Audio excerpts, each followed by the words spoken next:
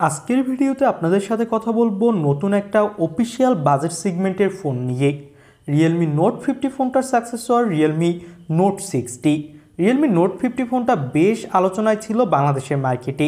আজকের ভিডিওতে কথা বলবো এই ফোনটা কেমন কি হবে, বাংলাদেশের মার্কেটে এই ফোনটা কী দামে আপনি কিনতে পারবেন, পাশাপাশি এই ফোনটা কতটা ভ্যালু ফর মানি দিবে।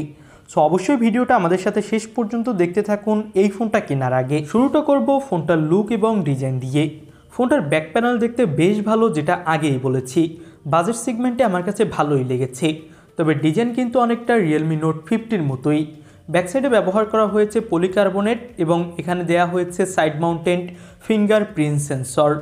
এই ফোনটাতে আপনি পেয়ে যাবেন ভলিউম আপ ডাউন বাটন, নিচের সাইডে ইউএসবি টাইপ সি পোর্ট, 3.5 মিলিমিটারের অডিও জ্যাক পাবেন এবং এখানে দেওয়া হয়েছে ডুয়েল সিম কার্ড স্লট, সাথে পেয়ে যাবেন এক্সট্রা মেমোরি কার্ড স্লট। তো ওভারঅল কিন্তু ফোনটার লুক ডিজাইন অনেক ভালো। আর এই ফোনটা হলো IP64 সাপোর্টেড। ফোনটা বেশ শক্ত এবং ডিসপ্লেতে ব্যবহার করা হয়েছে রিনাইট গ্লাসের প্রোটেকশন। এই ফোনটা কিন্তু বেশ শক্তভক্ত। যারা একটা হার্ডি ফোন কিনতে চাচ্ছেন এই বাজেটে, তাদের জন্য বেস্ট চয়েস হতে পারে।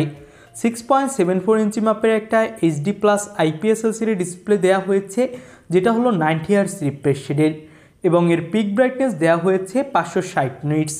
আর এখানে কিন্তু মিনি ক্যাপসুল আইসল্যান্ড আছে, যেটা কিন্তু দেখতে অনেক জোস এবং অনেকটা আইফোনের মতো। বাজেট সেগমেন্টের যদিও অনেক ফোনে এখন এই আইল্যান্ডটা দেওয়া হয়, যেখানে আপনি আপনার ব্যাটারি চার্জ এইগুলো দেখতে পারবেন। তো ওভারঅল কিন্তু ফোনটার ডিসপ্লে কোয়ালিটি বাজেট অনুযায়ী ঠিকঠাক। ফোনটাতে ব্যবহার করা হয়েছে ইউনিসকের T6-on2 চিপসেট, যেটা লোয়ার বাজেট সেগমেন্টের একটা চিপসেট এবং 12 ন্যানোমিটার আর্টিটেকের উপর বিল্ড। এখানে আপনি PUBG, Free Fire, Call of Duty, Asphalt 9-এর মতো গেমগুলো প্লে করতে পারবেন। তবে অবশ্যই ল্যাগ ইস্যু পাবেন যদি একদম হাই গ্রাফিক্সে প্লে করতে চান। তবে লো গ্রাফিক্সে প্লে করলে প্রথম কয়েক বছর মোটামুটি প্লে করতে পারবেন। তবে এই ফোনটা মূলত কোনো গেমিং বেসিস ফোন না।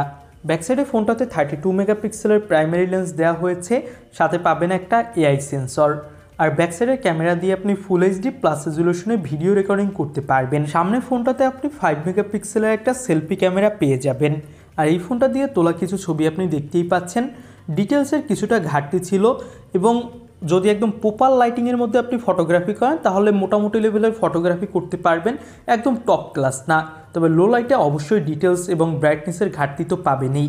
আর এই ফোনটাতে ব্যবহার করা হয়েছে 5000 mAh ব্যাটারি। 3 ওয়াটের একটা ফাস্ট চার্জার পাবেন সাথে, যে চার্জারটি দিয়ে চার্জ করতে কিন্তু বেশ সময় লাগবে। তো এবার আমরা কথা বলবো ফোনটার প্রাইস নিয়ে। ফোনটার দুইটা ভেরিয়েন্ট বাংলাদেশের মার্কেটে আসবে, 464GB এবং 6128GB। এই 4GBর সাথে আপনি আরও 4GB ভার্চুয়াল র্যাম অ্যাড করতে পারবেন, আর 6GBর সাথে আরও 6GB ভার্চুয়াল র্যাম অ্যাড করতে পারবেন। বেস ভেরিয়েন্টের দাম হবে 11,999 টাকা, আর টপ ভেরিয়েন্টের দাম হবে 12,999 টাকা। অফিসিয়ালভাবে বাংলাদেশের মার্কেটে 2-1 দিনের মধ্যেই ফোনটা চলে আসবে।